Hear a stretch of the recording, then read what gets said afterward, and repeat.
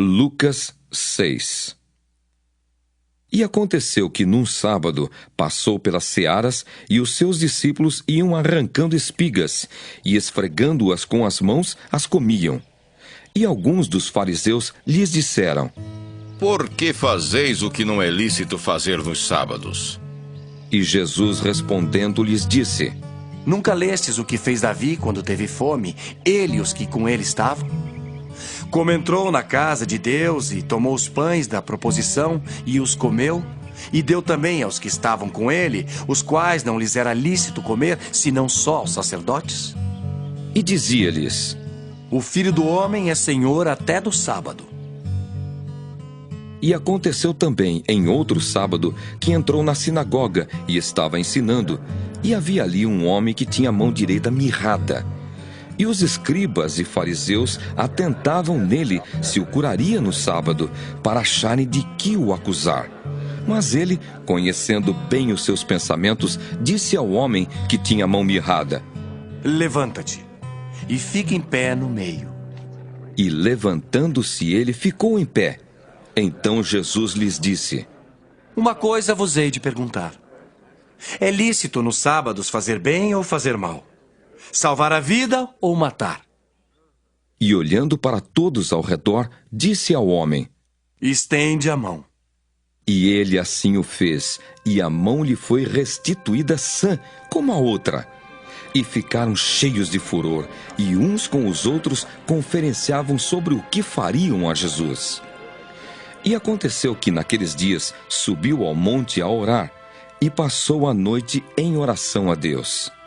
E quando já era dia, chamou a si os seus discípulos, e escolheu 12 deles, a quem também deu o nome de apóstolos: Simão, ao qual também chamou Pedro, e André seu irmão, Tiago e João, Filipe e Bartolomeu, Mateus e Tomé, Tiago, filho de Alfeu, e Simão, chamado Zelote, Judas, filho de Tiago, e Judas Iscariotes, que foi o traidor. E descendo com eles, parou num lugar plano, e também um grande número de seus discípulos, e grande multidão do povo de toda a Judéia e de Jerusalém, e da costa marítima de Tiro e de Sidom, os quais tinham vindo para o ouvir e serem curados das suas enfermidades, como também os atormentados dos espíritos imundos. E eram curados. E toda a multidão procurava tocar-lhe, porque saía dele virtude que curava a todos. E levantando ele os olhos para os seus discípulos, dizia: Bem-aventurados vós, os pobres, porque vosso é o reino de Deus. Bem-aventurados vós, que agora tendes fome, porque sereis fartos. Bem-aventurados vós, que agora chorais, porque haveis de rir. Bem-aventurados sereis quando os homens vos aborrecerem, e quando vos separarem, e vos injuriarem, e rejeitarem o vosso nome como mau, por causa do Filho do Homem. Folgai nesse dia, exultai, porque é grande o vosso galardão no céu, pois assim faziam os seus pais aos profetas. Mas ai de vós, ricos, porque já tendes a vossa consolação. Ai de vós, os que estáis fartos, porque tereis fome. Ai de vós, os que agora rides, porque vos lamentareis e chorareis. Ai de vós, quando todos os homens falarem bem de vós, porque assim faziam seus pais aos falsos profetas. Mas a vós que ouvis digo: amai a vossos inimigos, fazei bem aos que vos aborrecem, bendizei os que vos maldizem e orai pelos que vos caluniam. Ao que te ferir numa face, oferece-lhe também a outra. E ao que te houver tirado a capa, nem a túnica recuses. E dá a qualquer que te pedir. E ao que tomar o que é teu, não lhe o tornes a pedir. E como vós quereis que os homens vos façam, da mesma maneira fazei-lhes vós também. E se amardes aos que vos amam, que recompensa tereis?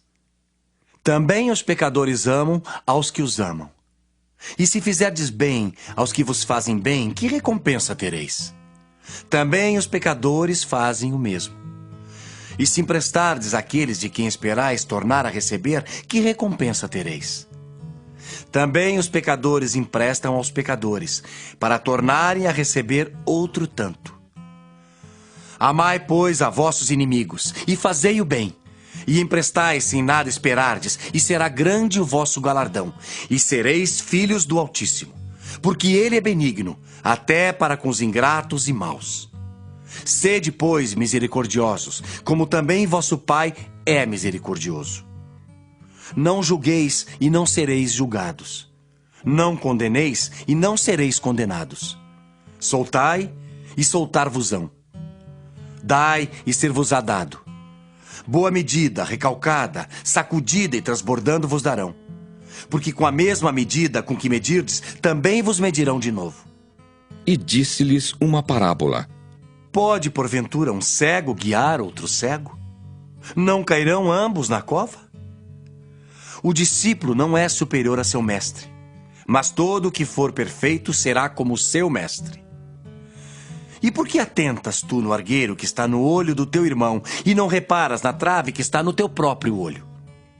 Ou como podes dizer a teu irmão: Irmão, deixa-me tirar o argueiro que está no teu olho, não atentando tu mesmo na trave que está no teu olho?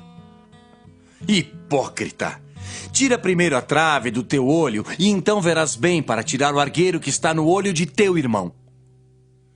Porque não há boa árvore que dê mau fruto, nem má árvore que dê bom fruto. Porque cada árvore se conhece pelo seu próprio fruto. Pois não se colhem figos dos espinheiros, nem se vindimam uvas dos abrolhos. O homem bom do bom tesouro do seu coração tira o bem, e o homem mau do mau tesouro do seu coração tira o mal. Porque da abundância do seu coração fala a boca. E por que me chamais Senhor, Senhor, e não fazeis o que eu digo? Qualquer que vem a mim e ouve as minhas palavras e as observa, eu vos mostrarei a quem é semelhante. É semelhante ao homem que edificou uma casa e cavou e abriu bem fundo e pôs os alicerces sobre rocha.